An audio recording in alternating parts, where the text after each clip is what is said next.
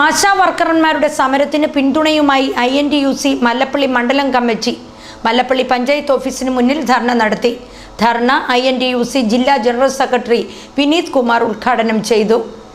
ആശാ വർക്കർമാരുടെ അവകാശങ്ങൾ സംരക്ഷിക്കുക, വിരമിക്കൽ ആനുകൂല്യം ഉറപ്പാക്കുക തുടങ്ങിയ ആവശ്യങ്ങൾ ഉന്നയിച്ചാണ് ആശാപ്രവർത്തകർക്ക് ഐക്യദാർഢ്യം പ്രകടിപ്പിച്ച് INTUC സംസ്ഥാന കമ്മിറ്റിയുടെ നിർദ്ദേശപ്രകാരം മല്ലപ്പള്ളി പഞ്ചായത്ത് ഓഫീസിന് മുമ്പിൽ INTUC മല്ലപ്പള്ളി മണ്ഡലം കമ്മിറ്റിയുടെ നേതൃത്വത്തിൽ ധർണാ സമരം നടത്തിയത്. ധർണാ സമരം ജില്ലാ സെക്രട്ടറി വിനീത് കുമാർ നിർവഹിച്ചു. 8 മണിക്കൂർ മുതൽ 15 മണിക്കൂർ വരെ പണിയെടുപ്പിച്ചിട്ട് അവർക്ക് തുച്ഛമായ വേതനം കാലാകാലങ്ങളിൽ നൽകിക്കൊണ്ടിരിക്കുകയാണ്. ഈ വിഷയത്തെ ചോദ്യം ചെയ്തുകൊണ്ട് INTUCയുടെ നേതൃത്വത്തിൽ 2019 മുതൽ INTUCയുടെ ആശാ വർക്കേഴ്സ് യൂണിയൻ ബഹുമാനപ്പെട്ട മന്ത്രിക്കും അതുപോലെ തന്നെ മുഖ്യമന്ത്രിക്കും ഉൾപ്പെടെയുള്ളവർക്ക് നിവേദനം നൽകിയിട്ടുണ്ട്. ഞങ്ങളുടെ നിവേദനം എന്ന് പറയുന്നത് ആശാ വർക്കർമാർക്ക് കാലാകാലങ്ങളായി നൽകിക്കൊണ്ടിരിക്കുന്ന തുച്ഛമായ വേതന വ്യവസ്ഥയിൽ നിന്ന് അവരെ മാറ്റിക്കൊണ്ട് അവർ ചെയ്യുന്ന തൊഴിലിനെ തൊഴിലായി അംഗീകരിച്ചുകൊണ്ട് സർക്കാർ ജീവനക്കാരുടെ വേതന വ്യവസ്ഥയിൽ അവരെ ഉൾപ്പെടുത്തണമെന്നും ഇപ്പോൾ അവരെ സന്നദ്ധ സേന അംഗങ്ങളായി മാത്രമാണ് കണക്കാക്കി വരുന്നത്, അതായത് വോളണ്ടിയേഴ്സ് ആയി മാത്രമാണ് കണക്കാക്കി വരുന്നത്.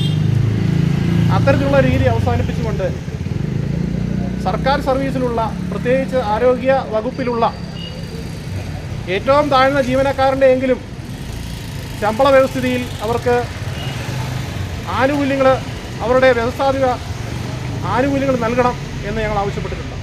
മണ്ഡലം പ്രസിഡന്റ് ഗീത കുര്യാക്കോസ് അധ്യക്ഷത വഹിച്ചു.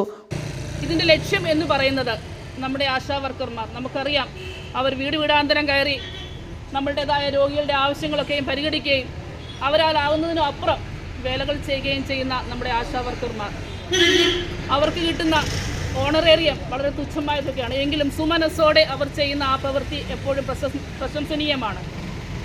തീർച്ചയായും അവരർഹിക്കുന്ന ശമ്പളം അവർക്ക് നൽകുക, അതുപോലെ തന്നെ വിരമിക്കുന്ന സമയത്ത് അവർക്ക് അർഹതപ്പെട്ട ആനുകൂല്യങ്ങൾ നൽകുക, അങ്ങനെ നിരവധിയായ അവരുടെ ആവശ്യങ്ങൾ ഉന്നയിച്ചുകൊണ്ട് സംസ്ഥാന സർക്കാർ മുമ്പാകെ അവർ 2019-ലും 2023-ലും ഈ അടുത്ത സമയത്തും സംസ്ഥാന സർക്കാരിനും ആരോഗ്യ വകുപ്പിൻ്റെ മുൻപാകെ നിവേദനങ്ങൾ സമർപ്പിച്ചിട്ടുള്ളതാണ്.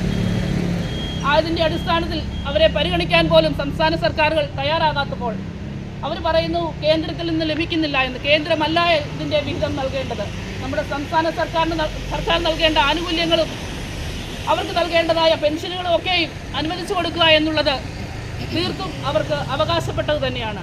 കോൺഗ്രസ് മണ്ഡലം പ്രസിഡന്റ് സുഭാഷ് കുമാർ, റെജി പണിക്കുമുറി, ജ്ഞാനമണി മോഹൻ, ബീരാൻ സാഹിബ്, ജോൺ വർഗീസ് തുടങ്ങിയവർ പ്രസംഗിച്ചു.